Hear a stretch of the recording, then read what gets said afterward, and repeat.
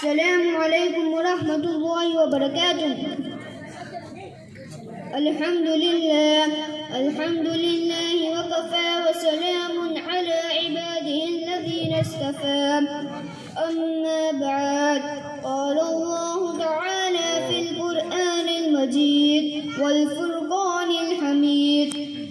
فأعوذ بالله من الشيطان الرجيم،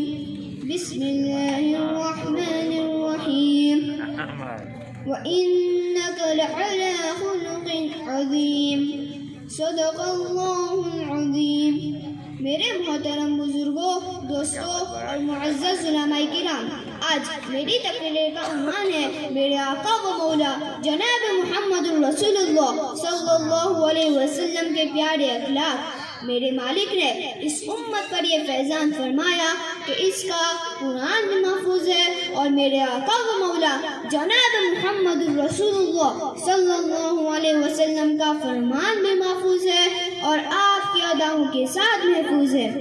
اگر میرے آقا صلی اللہ علیہ وسلم کے چلنے کا انداز کیا تھا، اگر ہمیں یہ معلوم نہ ہو تو کیا فرق تھا، لیکن میں قربان جاؤں صحاباؤں پر، ان کے شاگردوں پر اور ان کے اگلے شاگردوں پر، یہاں تک کہ انہوں نے میرے نبی کی چال بھی ہم تک پہنچائی۔ روایتوں میں آتا ہے یمشی تخفیا ویقارب الخطا،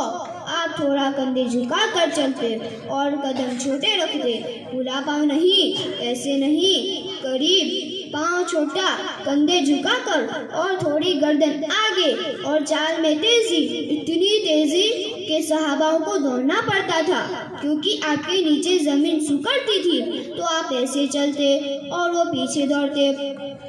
اگر آپ کے دیکھنے کا انداز کیا تھا، اگر ہمیں یہ معلوم نہ ہو تو کیا فرق تھا، لیکن میں قربان جاؤں صحاباؤں پر کہ انہوں نے اس ادا کو بھی ہم تک پہنچایا۔ آپ اپنی آنکھوں کی کانوں سے دیکھتے تھے، پوری آنکھ کھول کر نہیں دیکھتے تھے شرم و حیا کی وجہ سے، اور کبھی کبھی تو آنکھیں بھر کر دیکھتے تو ایسی تجلیاں اور آنکھوں میں سے نور نکلتا کہ سارے صحابہ اپنے سروں کو جھکا لیتے۔ صرف دو آدمی آپ کو دیکھ سکتے تھے، صرف دو، ایک حضرت ابو بکر صدیق رضی اللہ تعالیٰ عنہ اور ایک حضرت عمر فاروق رضی اللہ تعالیٰ عنہ۔ یضحکان الیک ویضحک الیہما،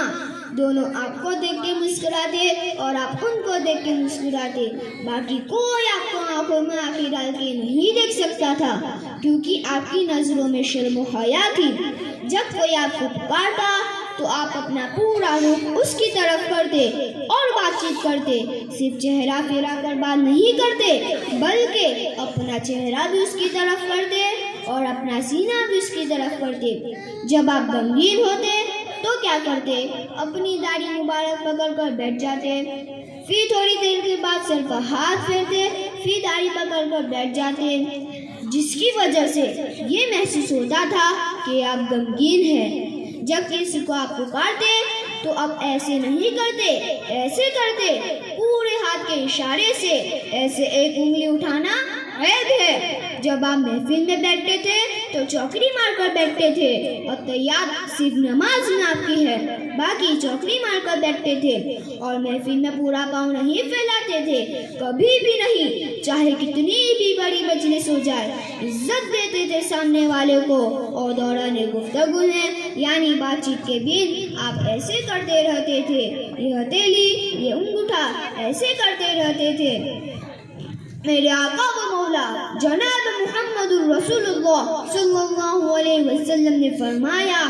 ہر آدمی میں کوئی نہ کوئی اس کے جسم کی غیر کرداری حرکت ہوتی ہے، جیسے میں اپنے انگوٹھے کو ایسے کرتا رہتا ہوں جو میری بچپن کی عادت ہے، مجھے پتا بھی نہیں ہوتا کہ میں اپنے انگوٹھے کو ایسے کرتا رہتا ہوں، تو میرے نبی کے بغیر ارادے کے ہاتھوں کی حرکت تھی۔ آپ دوران گفتگو میں یعنی بات چیت کے بیچ ایسے کرتے رہتے تھے۔ جب آپ غصے ہوتے تھے تو ہماری طرح وہ اظہار تو ہوتا نہیں تھا، اس کو برداشت کیا ہے، اس کا رد عمل آیا ہے چہرے پر، کیا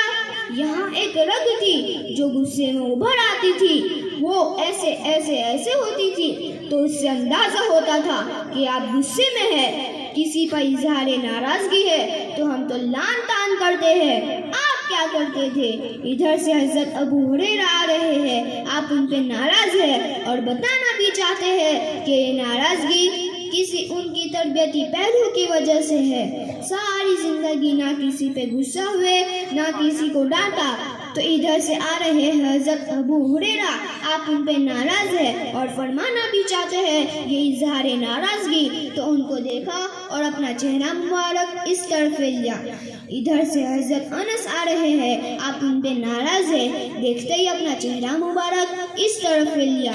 بس اتنا تھا میرے نبی کی ناراضگی کا اظہار کہ آپ لگتے تھے ناراض۔ جب آپ خوش ہوتے تھے تو آپ کے گال مبارک گلابی ہو جاتے، بہت خوبصورت تھے، لیکن یہاں اور زیادہ چمکنے لگتا تھا، اور زیادہ نور نکلنے لگتا تھا۔ میرے نبی کی کوئی بات چھوٹی نہیں ہے، جیسے فرض اور ہے، کفایہ اور ہے، واجب اور ہے، سنت موقدہ اور ہے۔ میرے نبی کا ہر عمل عظیم الشان ہے کہ ہر عمل جنت میں لے جانے کا اور اللہ کی رضا کا ذریعہ ہے۔ میں وہ چیز آپ کو بتا رہا ہوں جو جنت جہنم سے تعلق نہیں بلکہ عشق کے ساتھ تعلق رکھتی ہے، محبت کے ساتھ تعلق رکھتی ہے۔ بس اسی بات پر میں اپنی تقریر کو ختم کرتا ہوں۔ اللہ مجھے اور آپ کو اور سارے مسلمانوں کو میرے آقا و مولا جناب محمد الرسول اللہ صلی اللہ علیہ وسلم کے مبارک پاکیزہ اور نورانی طریقوں پر مرتے دم تک چلنے کی توفیق عطا فرمائے، آمین۔ وآخر دعوانا ان الحمد للہ رب العالمین۔ السلام علیکم ورحمۃ اللہ وبرکاتہ۔